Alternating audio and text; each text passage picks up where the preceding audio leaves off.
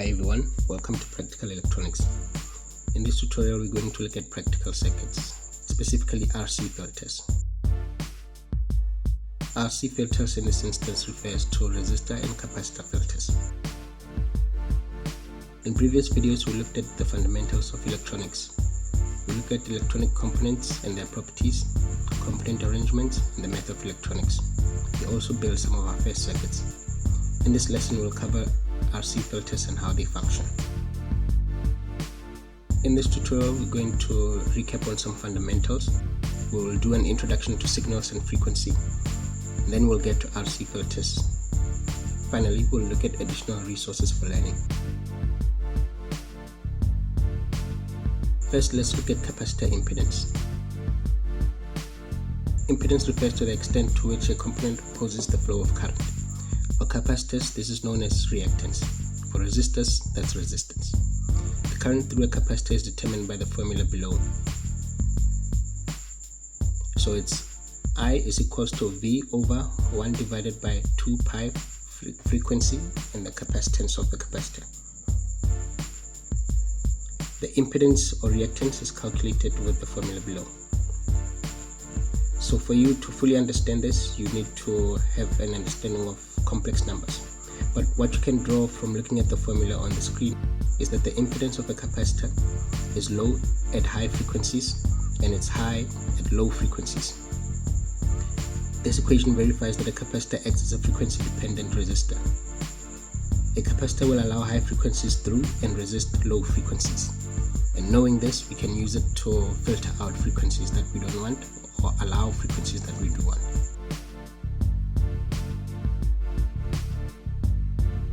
What exactly is frequency? Frequency in electronics refers to the interval at which non-constant voltages and currents repeat their patterns. This property is found with alternating current and signals. Frequency is measured in hertz. It's a function of time and is calculated with the formula 1 divided by time. The pattern made by a signal is called a cycle. The time taken to form a cycle is known as the period of the signal.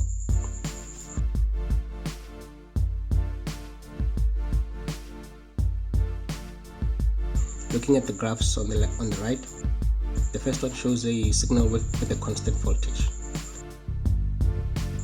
The second one shows a signal with a voltage that varies over time.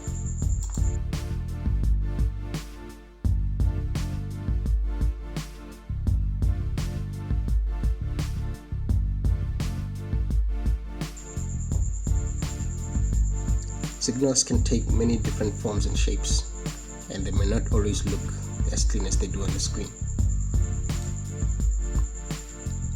What are filters? Filters are used to select desired frequency signals and reject undesired frequency signals. Some filters are designed to only allow high frequencies to pass, and these are known as high-pass filters, while other filters are designed to allow only low frequencies to pass. These are known as low-pass filters. Combining a low-pass and a high-pass filter will produce what's known as a band-pass filter, and this will allow frequencies of a specific range to pass through. The cutoff point of a filter is known as the -3 decibel point, and it's calculated with the formula below. The cutoff frequency will be equal to 1 divided by 2 pi RC. What are filters used for? In the real world, filters are essential for signal processing. Filters are used in many technologies, including the following: radio, telecommunications, audio processing and amplification, remote control, and other signal processing applications. So let's look at how a low-pass filter works. Low-pass filters allow signals of low frequencies to pass through while rejecting signals with a frequency higher than the determined point. The cutoff frequency is calculated with the formula that we saw in the previous slide. The value of the capacitor needed to give the desired cutoff frequency is calculated with the formula shown on the screen, which is C equals 1 divided by 2 pi RF. On the right side of the screen you can see an illustration of how this circuit will function. The blue area shows the frequencies that will be allowed, and the orange area shows frequencies that will be rejected. So how is this achieved? If you remember, capacitors have a high impedance for low frequencies and a low impedance for high frequencies.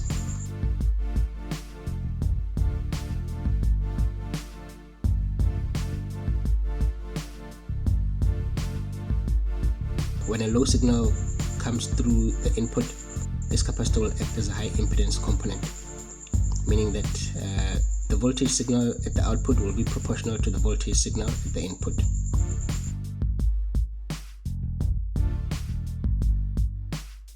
For high frequencies, this capacitor will act as a short circuit, meaning that the voltage here will be driven to zero, meaning that the frequencies, the signals with high frequencies will then get absorbed by the circuit. Now let's look at a high pass filter.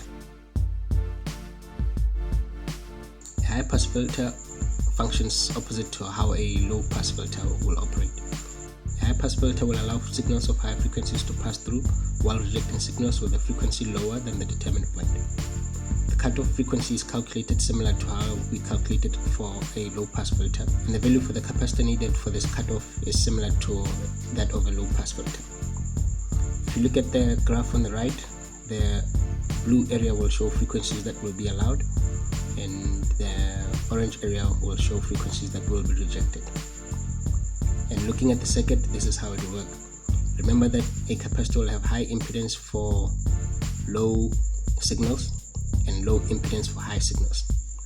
When low frequency signals are injected into the input, the capacitor will act as a high impedance component and will not allow any signals through.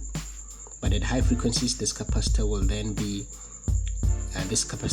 act as a short circuit and will allow signals to pass through, meaning that the signals at the output will be proportional to the signal at the input. And there might be some losses, but those may be negligible and fixed with an amplifier. Right, let's look at band pass filters.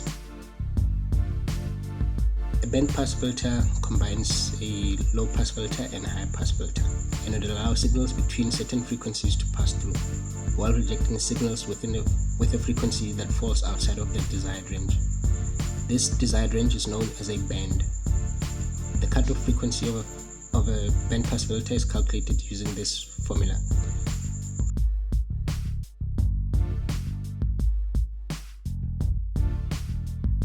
For the low end cutoff, this formula will apply, and for the high end cutoff, this formula will apply.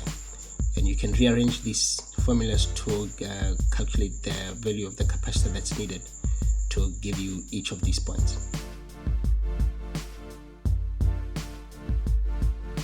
Looking at the graph on the right, the blue area shows frequencies that will be allowed to pass to the output of the circuit, and the orange area shows signals that will be rejected from making it to the output of the circuit.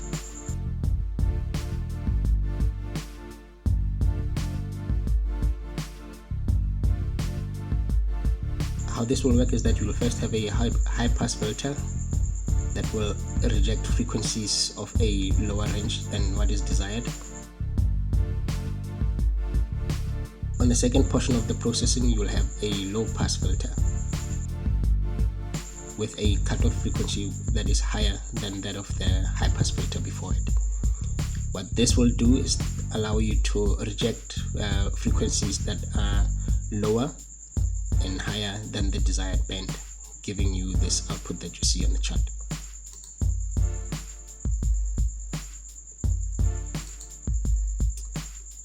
Let's build one of these circuits. To keep it simple, we're going to build the band pass filter.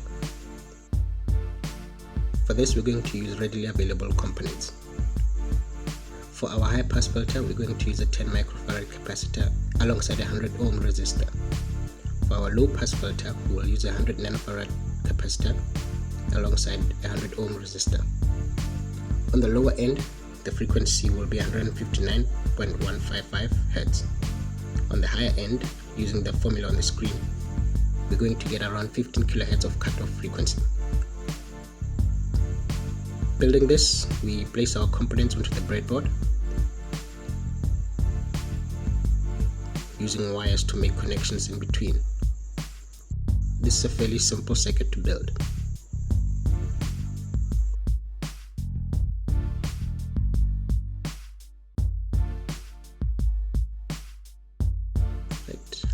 for the input, we'll use a green wire. And there you go, we have built a bandpass filter circuit. Let's look at some points to conclude. Useful circuits can be built with just basic components such as resistors and capacitors. Fundamental principles apply for circuit components and can be used to design a specific output. Low-pass filters allow signals with a frequency below a desired threshold to pass through, while rejecting signals with higher frequencies. High-pass filters, on the other end, allow signals with a frequency above a desired threshold to pass through, while rejecting signals with lower frequencies. And a combination of these will give you a bandpass filter, which will allow signals with a frequency that is between two desired set points to pass through, while rejecting signals that fall outside of that band. Filters serve a practical function to electronics, as we will see when we build future circuits.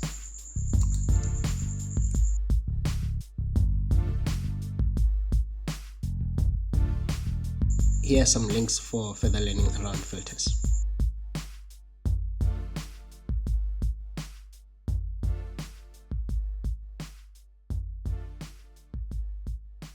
Thank you, and see you in the rest of the videos.